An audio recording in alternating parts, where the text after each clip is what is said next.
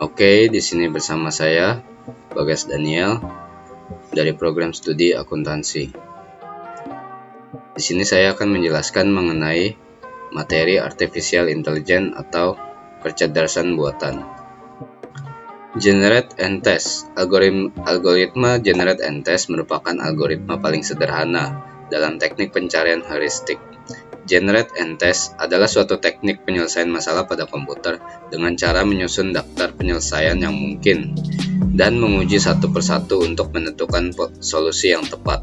Dalam generate and test terdapat dua prosedur penting, yaitu generate atau membangkitkan, yaitu membangkitkan semua solusi yang mungkin, dan test atau pengujian yang menguji solusi yang dibangkitkan tersebut. Pada prinsipnya, metode ini merupakan penggabungan antara depth first search dengan pelacakan mundur atau backtracking, yaitu bergerak ke belakang menuju pada suatu keadaan awal.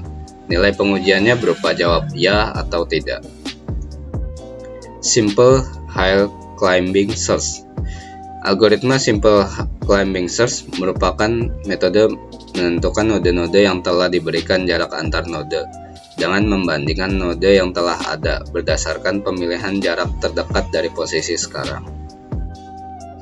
Steepest Ascent Hill Climbing.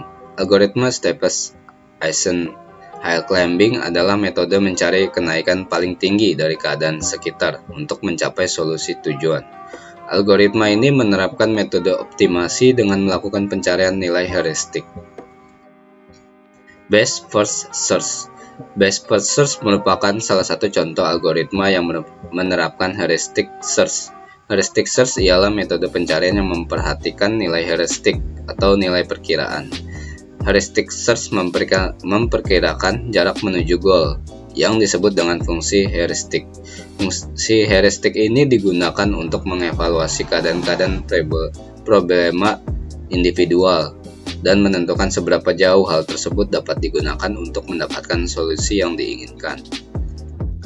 Tabu Search. Tabu Search pertama kali diperkenalkan oleh Glover sekitar tahun 1986. Glover menyatakan bahwa Tabu Search adalah salah satu prosedur metaheuristik tingkat tinggi untuk penyelesaian permasalahan optimalisasi kombinatorial. Tabu ini dirancang untuk mengarahkan metode-metode lain atau komponen proses tabu search itu sendiri untuk keluar atau menghindar dari masuk dalam solusi optimal yang bersifat lokal. Simulated Annealing. Simulated Annealing adalah salah satu algoritma untuk optimasi yang bersifat generik, berbasiskan probabilitas dan mekanika statistik.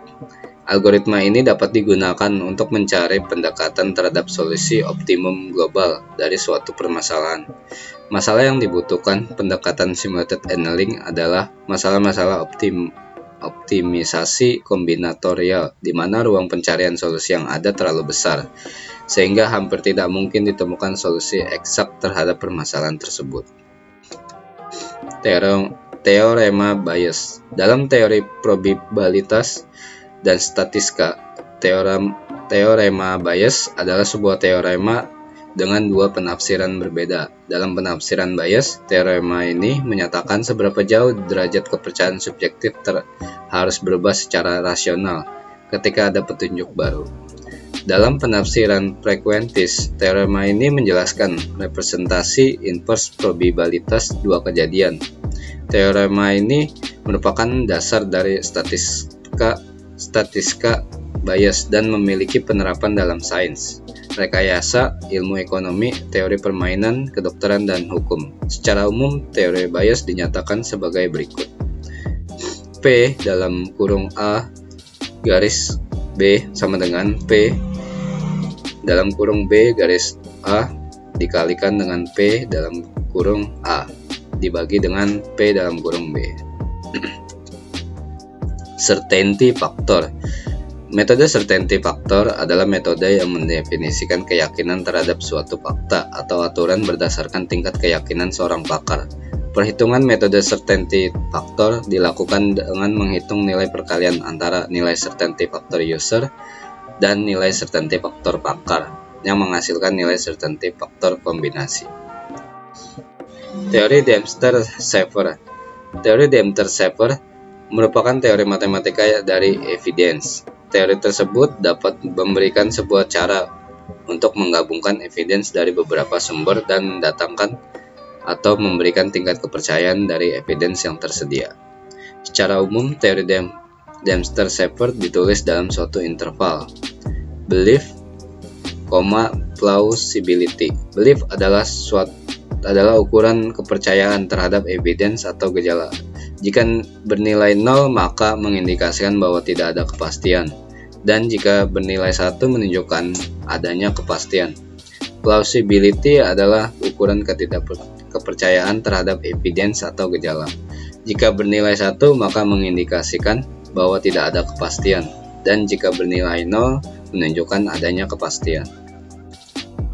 Sistem Pakar. Sistem Pakar atau yang biasa dikenal sebagai expert system merupakan suatu program komputer yang sistem informasi yang di dalamnya mengandung berbagai pengetahuan dari satu atau lebih pakar manusia yang berhubungan dengan suatu bidang dan biasanya cenderung spesifik.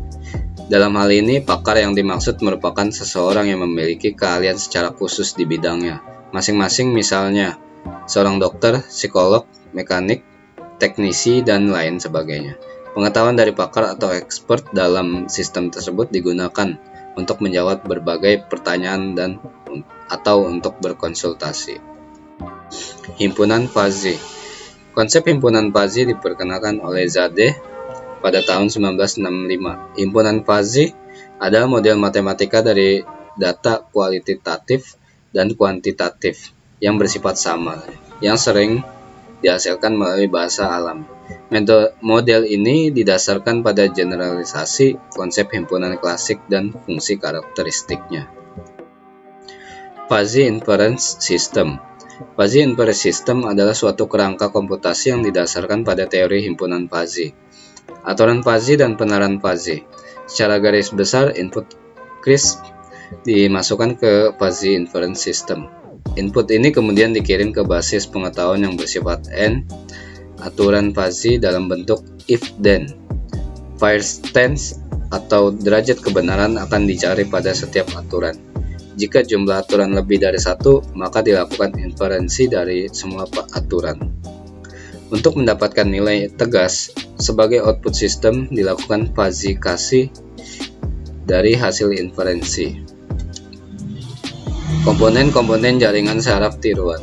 Seperti otak manusia, JST juga memiliki neuron yang merupakan dasar dari operasi JST yang berfungsi untuk memproses informasi. Sel saraf tiruan ini disebut processing element, neuron atau unit.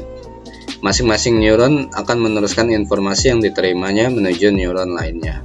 Hubungan antara neuron ini disebut edge dan memiliki nilai yang disebut bobot atau weight, disimbolkan dengan W1 dan seterusnya. Arsitektur jaringan. Apa itu arsitektur jaringan? Arsitektur jaringan bisa dikatakan sebagai rancangan arus komunikasi pada media elektronik. Arsitektur jaringan juga merupakan himpunan layer atau lapisan serta protokol. Layer tersebut nantinya bertujuan untuk memberikan layanan pada layer yang terdapat di atasnya. Fungsi aktivasi. Terdapat 3 fungsi aktivasi yang paling sering atau umum digunakan oleh banyak orang, yaitu yang pertama sigmoid atau logistic activation function.